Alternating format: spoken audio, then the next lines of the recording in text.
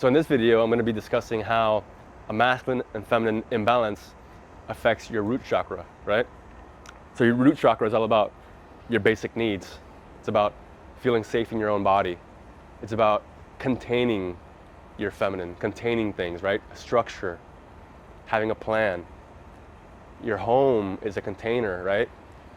So we could either be in the wounded masculine side of this or the wounded feminine. And we know that the root chakra is a masculine chakra, but it could have either wounded masculine or wounded feminine traits, right?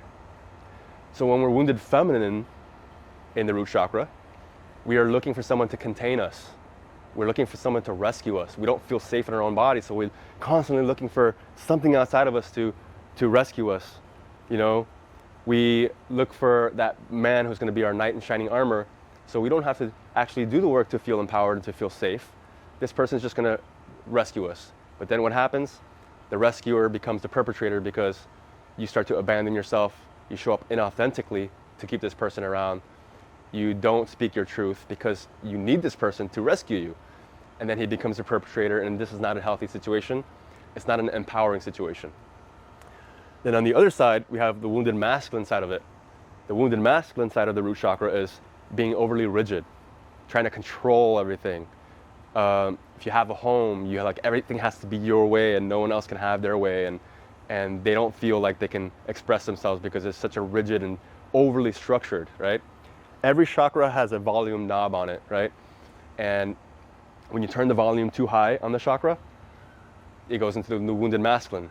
It's an energy that you want to project and control and project that energy. It's wounded masculine.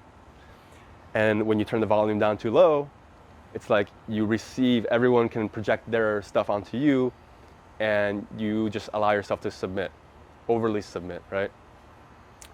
So this is the balance of masculine, feminine in the root chakra, is providing containment and structure and safety, but not trying to, when you turn safety up a notch, what does it mean? It's overprotecting yourself.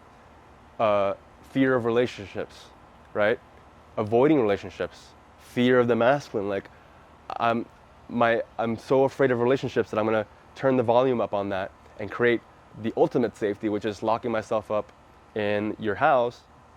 So as you can see, the masculine and feminine balance in the root chakra affects a lot.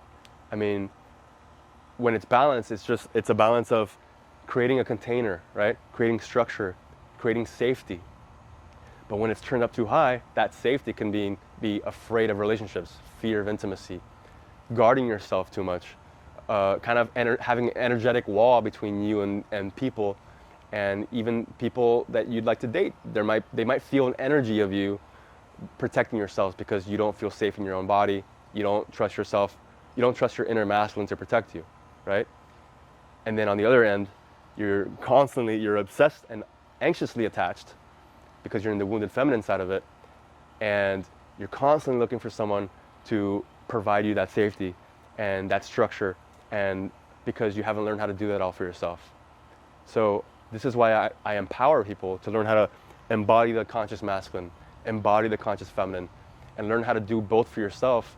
And that's how you become a king or a queen. You empower yourself, and you don't necessarily need somebody else, but you're flexible enough that you can allow someone to come in, and then you can rest into your natural essence. And it's by choice. It's not a need. You don't abandon yourself because you need this person.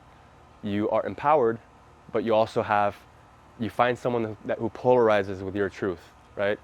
We can learn to be have an inner couple and be single parents to our inner child, but we don't want to stay single parents all the time. It's like, I don't enjoy being the mom and the dad, the masculine and the feminine all the time. I would like someone to do that, to do what feels good to them, right? And for me, I like a woman who feels more like safer in her feminine, so that I'm free to be more in my masculine. But I'm not forcing her into it, and she's not forcing me into it. It's just our natural essence, right? Isn't that beautiful? This is what I teach in my program. So if you're interested, feel free to go to my website, book a free call with me, and we can go into more depth and see if you're a right fit for the program, or maybe I can point you in the right direction. Thank you for watching.